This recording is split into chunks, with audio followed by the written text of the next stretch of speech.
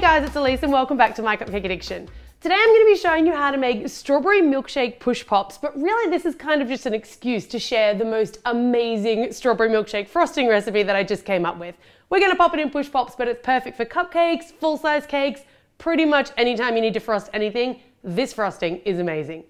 The things that you're going to need for your strawberry push pops, of course you're going to need some push pop containers.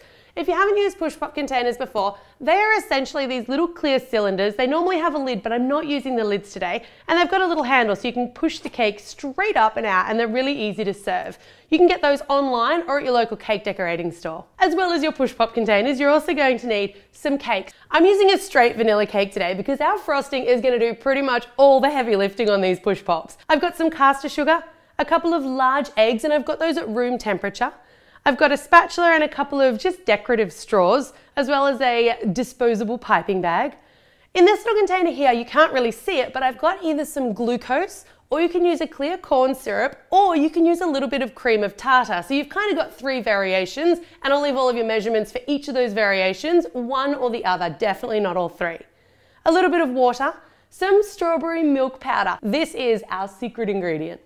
I've got a tiny little bit of salt, a round circle cutter that's the same size as the top of my push pop containers, some sprinkles, and I've got a little bit of pink food coloring. I'm also going to use just some little pink decorative sixlets or sprinkle balls just to top off my little milkshake push pops. Let's get into it.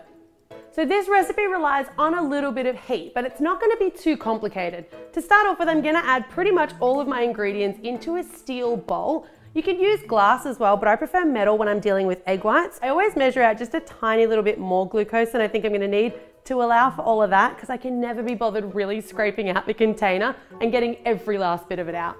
All right, so I'm going to separate my two eggs because I only want the egg whites for this. Cracking the egg and hopefully tip most of the egg white out and leave that little egg in that little bit of shell. So you're going to add your egg whites into the mix. And then you just want to beat it with an electric mixer on a high speed for a minute. So that's going to make sure that all of your mix is really nicely combined. Now, while all of that's going on, you want to put a pot of hot water on the stove and get it to a really nice rapid boil. And I've only got about an inch or so of water in the bottom of that pan. As soon as it's boiled, I'm going to take it off the heat and I'm going to rest my metal bowl on top. What I want to do here is I essentially want to add heat, but I don't want to cook out the protein in those eggs or else I'm going to end up with scrambled eggs. So I just want a gentle heat. I'm going to beat that now on a medium speed to begin with and then up to a high speed for between 7 and 10 minutes.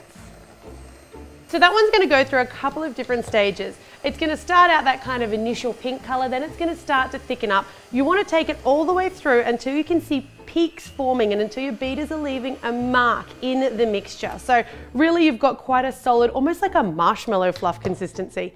That's going to be a little bit pink, but I want to add in just a tiny little bit of pink food coloring, not too much here, just because I know it's going to be going against a straight white vanilla cake and I really want the pink to pop. Perfect. All right, now once that's done, you can remove it away from your heated bowl, which you can see is still even steaming. So it's enough heat to sort of start to cook out the proteins in the egg, but you're not scrambling them. I'm going to take my strawberry milkshake frosting and I'm going to put it into a disposable piping bag. And then I'm going to take my little circle cutter and I'm going to cut 2 discs of vanilla cake for each of my push pops. Now you want to take one of your push pop containers and I'm just going to slide down my first piece of vanilla cake, push it down to the bottom, and then a little bit of that frosting. With the frosting, you want to put in a nice even amount. So I'm trying to put in as much frosting as that layer of cake, and then I'm going to place in my second layer of cake and push it down on that frosting. So you get that really nice little pink and white kind of a look. And then for the top, I am going to just pipe a nice little swirl.